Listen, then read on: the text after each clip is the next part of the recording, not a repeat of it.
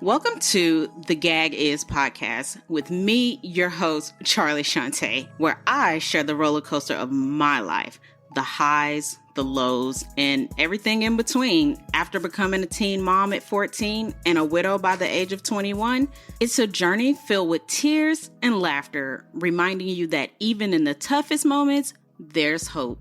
The gag is, life may be unpredictable, but it's always worth living. So I would say, use discretion. And if it looks like your kid is going through the ringer, or they're just wore out, or they're just exhausted, or something like that, sit with them, have a conversation with them, and make sure everything is okay. Like, make sure that they're doing okay. Like, they don't need a break. Kids need breaks too. Okay. Sometimes school be doing the most, and kids need breaks. That's all I'm saying. But evaluate your circumstance. What works for you, because what works for me probably not going to work for you. Or do your own variation, do your own piece of how it is you want to however it is you want to do it. But just make sure when it comes to school and achieving and stuff like that, like, you're not putting too much on the kids, because kids can feel that, and kids don't need all that. It's just too much pressure, and you don't want your kids balding, and there's just so much that comes with that. So yeah. So moving right along, let's jump into sports now. Sports is gonna be sports need a series, because as a sports mom, as a swim mom, I get it.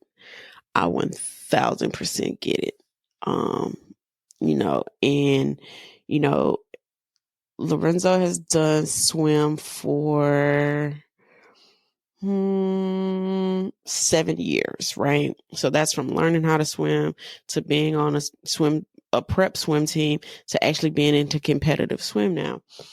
And I will say this, as the time has gone on, I've learned a lot as a sports mom. And before that, before he got into swim, he did 2 seasons of football, and he did 4 seasons of, let me see, he did, from 4 to 7, he did soccer. 8 and 9, he did, 8, 9, 11, 8 to 9, he did football. He tried basketball. So, 18, 19, 20, 21, 22, 23, 24, 25. No, so yeah, so he's been swimming about 7 years. Some of those sports like overlap. So, he's always been an active kid. I'm starting to learn, because in the beginning, I was one of those parents that whatever days they said you had practice, you was finna be there. So if they said you had practice 6 days a week and game on the 7th, you was finna be there all 7 days. And then I realized that, wait, kids need breaks too. Their bodies are little. Their bodies are still developing. They need breaks. And, like, their little bodies hurt and ache too. We think just because they're young, their bodies don't hurt. Their bodies don't ache, but their bodies hurt and they're ache. And so I realized that when it comes to kids playing sports, we're not giving enough R&R. And with swim, especially when he got on to competitive swim, they swim during the week and then they have competitions on weekends. Not every weekend, but most weekends. And so I had started a thing. You're going to do practice during the week and then you're going to swim on the weekends. And then on Mondays, we don't go to practice so there's nothing on Sunday. And then there's practice starts on Mondays. But I don't have him go to practice on Mondays because I give him at least 2 days to rest in R&R. Now, if he's going to be swimming just a little bit in the competitions, then, he'll get 1 day.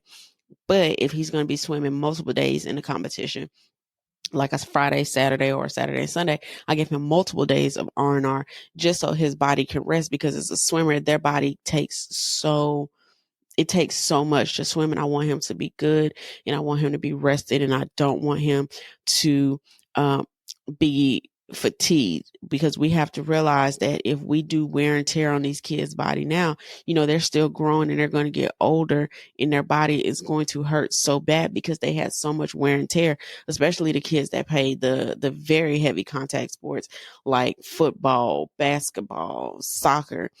Their body is going to be in shambles if you don't give them the time of R&R. And we also have to make sure that we're giving them the time so that their body doesn't shut down in them, because it's just like a car. You can just drive it, and you never give it a rest. Guess what? Eventually it's going to shut down on you.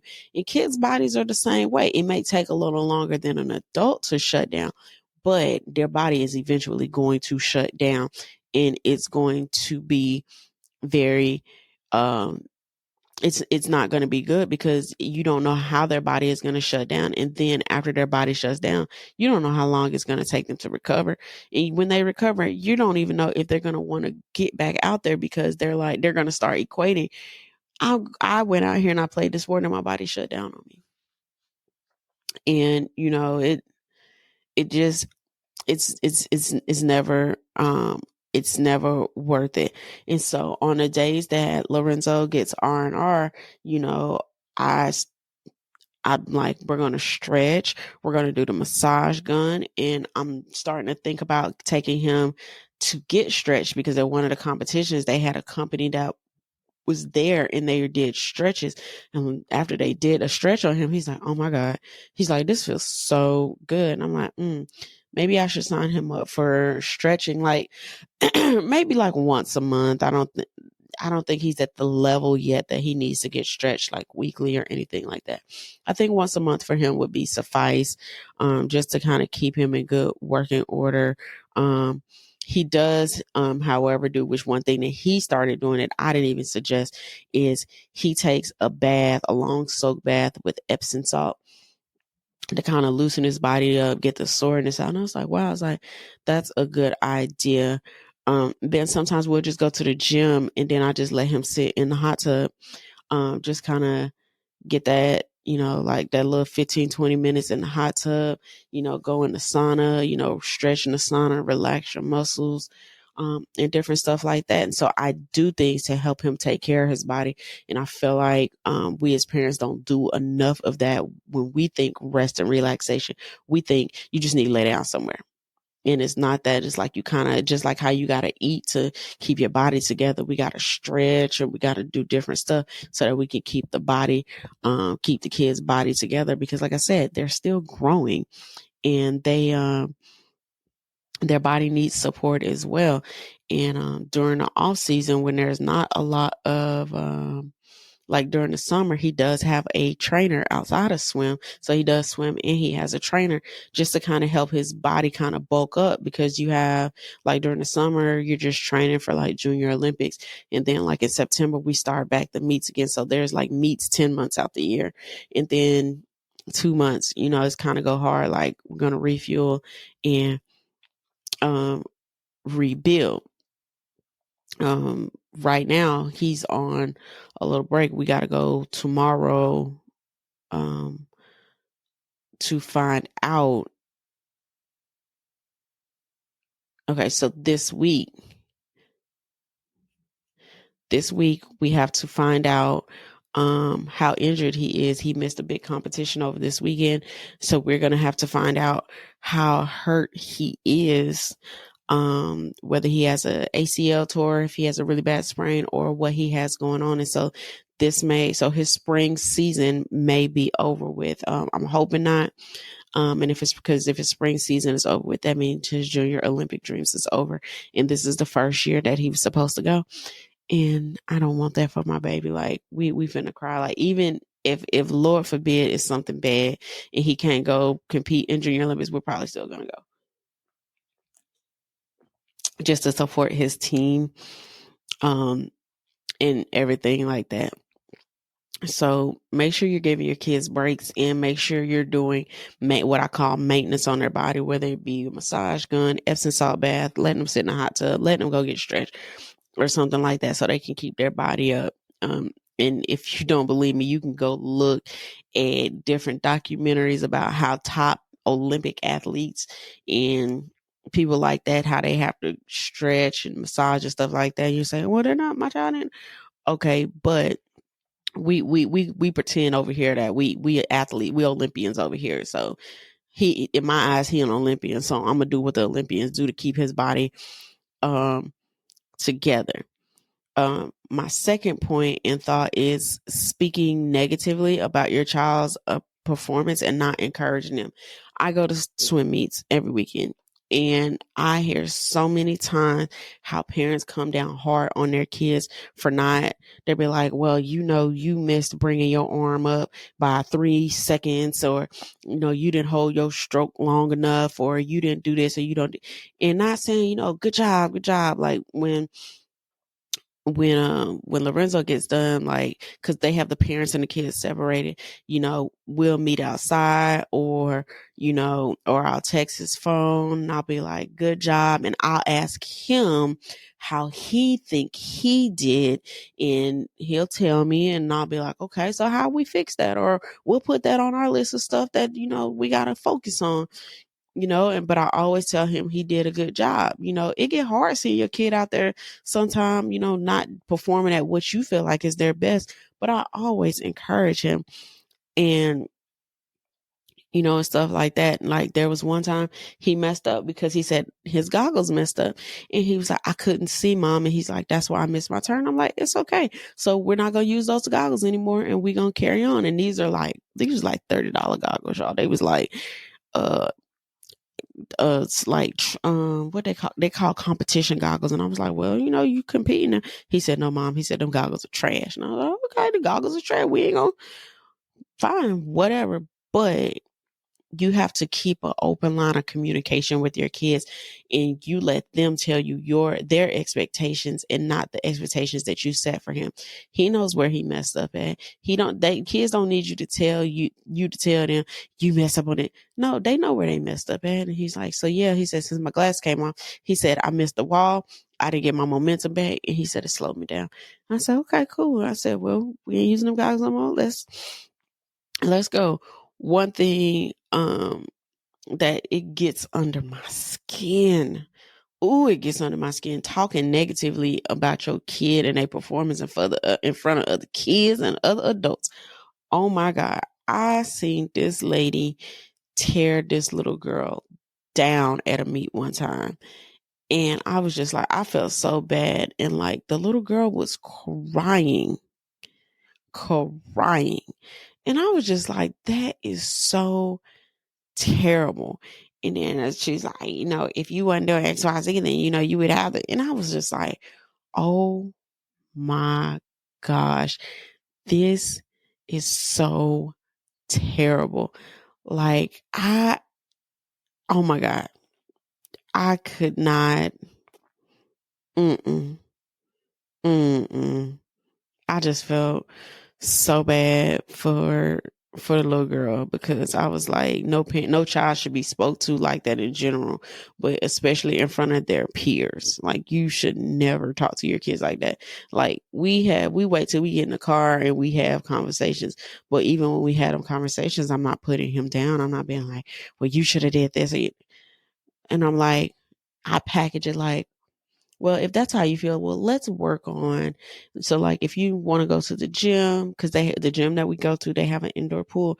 I'm like, so if you want to go to the gym and you want to start work on your flip turns, or you want to work on your streamline, like, we can go. Just like, let me know and we can go. or he can go in the backyard. We have a pool. He can go in the backyard. He can work on his flip turns, and different stuff like that. I give my child an avenue to fix what he deems he needs to fix. Not what I want him to fix, but what he feel like he needs to fix. I give him that opportunity, because it's like you self-correct. Each year we take time to reflect. Let the kids self-reflect too. And this one right here, this one gets under my skin to the T. Living vicariously through your children. Okay. Pushing children to play sports that you did not excel in. And you see this a lot in football and in basketball. I don't know how many times. And I seen this a lot when Lorenzo played football. And I just hated being around that culture. And I actually cussed out a football coach's wife one time, because it's kind of like, just because your husband a coach, ma'am, don't mean that, like, y'all got to shit on the other kids just to make your kid look good. Like, if your kid good, your kid gonna be good. We cannot, especially dads, because dads was too busy in the streets or have you, and I could have made it to the NFL, I could have been up there. Okay, but you didn't. And y'all hype these kids up, y'all overwork these kids, and y'all overwork these kids because y'all are trying to live vicariously through them. Y'all are trying to live out your dreams through them. And that's not okay, because you're putting too much pressure on these kids, because these kids are like, well, if I don't do good and I don't succeed and I don't go to the NFL, or if I don't go to the NBA or something like that, then my parent is going to be disappointed. And you can't live vicariously through your kid. Your kid is not you. So their work ethic, their sportsmanship, and all of that is going to be totally, completely different from what it is you did, what it is you had. Let them people out there coach. Why is y'all out here cussing, and why is y'all out here beefing over some kids playing football? Like, why are y'all out here fighting and carrying on and like doing all of this stuff? Like, it's unnecessary. It's uncalled for. Like, I want to say a few years ago, there was like an actual shooting, like in one of the kid football games. Like, it's not that deep. It's not that serious. Like, we are adults. We should be able to control and contain our anger, and what it is that we do. Like, it's just unnecessary. And I'm glad that football is not one of the sports that he chose to continue to play, because I think I might have pulled him too, because this is too much, because this is way too much. It's too much for me. I just, like, my anxiety is bad. And then last but not least, we got our parent cliques, because, we got to click up with the other parents and talk about, and shun them and not welcome it. And I have, so this little piece of conversation might make some of y'all uncomfortable, and that's okay. You need to be uncomfortable, because this is my truth. Okay. In the sports world, especially the world of swim, there are not a lot of Black swimmers. Not a lot of Black boy swimmers. There are more Black girl swimmers than there are Black boy swimmers. I remember the first time he went to a competition in October. Yeah, it was October. And I was there, and I was sitting, I was minding my business, you know what I'm saying? Because the ladies that I'm cool with, that LJ used to swim with, at the other place, like, their kids are younger. So the older kids typically swim in the mornings, and then the young kids swim in the afternoon. So I was just sitting there chilling, minding my business. I had my little team shirt on or whatever. And then this lady looked at me dead in my face, and said, "So which kid is yours?" Ma'am, There is only one black kid out there, and there is one black person in the stands, me. So I just want you to do deductive reasoning and try to figure out if one thing is like the other. And she was like, oh, okay. She was like, is he new to swimming? I'm like, no, he's been swimming for 5 years. Oh, he has? Yes, he has. I like the team that he's on. I just don't like some of the parents. Like, I actually got into it with one of the dads, and like the mom felt real, real bad. But now it's to the point where when she see me, she be trying to speak to me. I'll be like, nah, cause you sit there and let your husband try to come for me, and you ain't even say nothing. So, sit over there with that. Sit over there with that. Cause that's not what we finna do. Like, y'all can have y'all parent cliques. Like, just be like, it's like they feel like this philosophy, white is right. Like, I don't care that y'all are not familiar seeing a black person swim, and I'm glad it makes you uncomfortable. Like he finna be here, and he had only been there for 4 months, and he got promoted to the next team. Like, my kid finna be here, and I'm sorry if you feel like my kid is a threat to yours. I mean, tell your kids that they game up. I mean, I don't know. I don't know what to tell you. But what I will tell you is I don't do the parent click thing. So anytime we have a competition, I bring a book or to read, or I listen to an audio book or something like that. I don't got time to sit there and play cat and whatever. I don't got that kind of time. And they'd be like, oh, I'm going to follow Lorenzo on the app so I can cheer for him when he races. I'm going to fuck if you do or you don't, because guess who's going to be cheering? Me right there. And so every time I go to a swim meet, I'm going to have to start doing it. Every time I go to a swim meet, I always have a swim outfit. And my swim outfit is not like the other parents. My swim outfit does not consist of Lululemons and a t-shirt.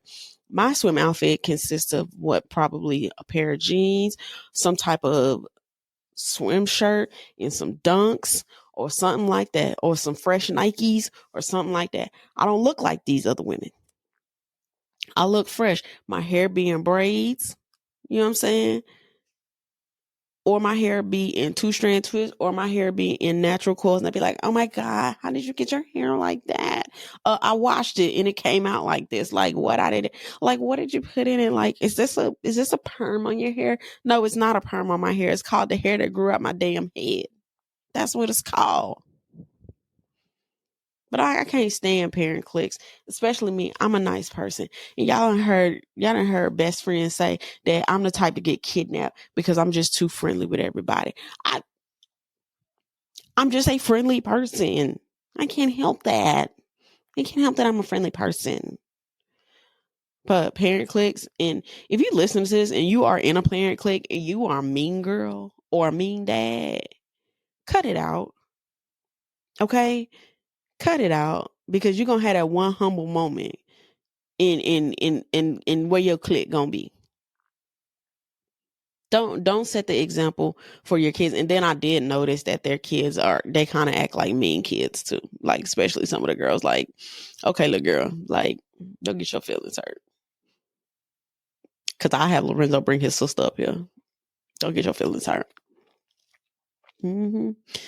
But yes, so to summarize and wrap it all up, be mindful of the things that you are asking and requiring of your kids. And I don't want to hear that I don't require anything of them that I wouldn't do for myself. Okay.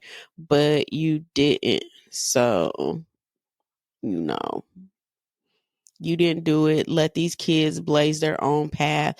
Like, you don't want to be the parent that they talking about when the sports anchors start interviewing your kid in the future. You don't want to be, well, my mama didn't. You don't want to be that parent. I want my kid to go in there and be like, my mama supported me. My mama was there. Like, my mama used to get up at 4:00 in the morning and drive me to my competitions. That was an hour away. Okay. Like like my mama did that. My mama did not pressure me. My mama encouraged me.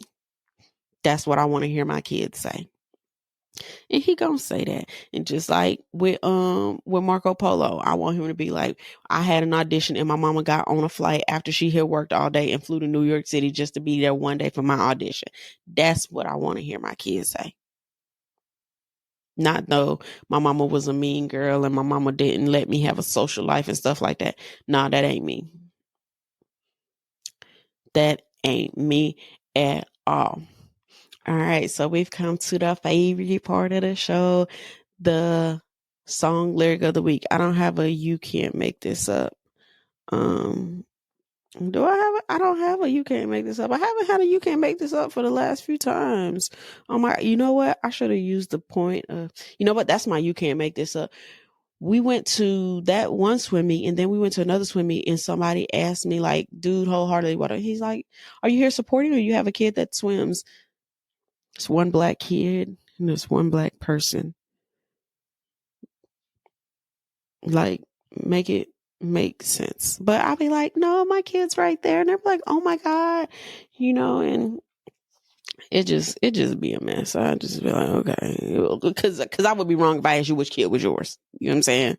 Like that just would be wrong. But yeah, so we have our song lyric of the week, and I felt like this was just a good one because it makes sense. And I've been a kid once, and now I'm a parent, so I felt that this song was only appropriate for this week. So the song lyric of the week is Will Smith, "Parents Just Don't Understand." Thank y'all for tuning in. If you have not already, please go like us on social media on Instagram and Facebook at TheGagIsPod.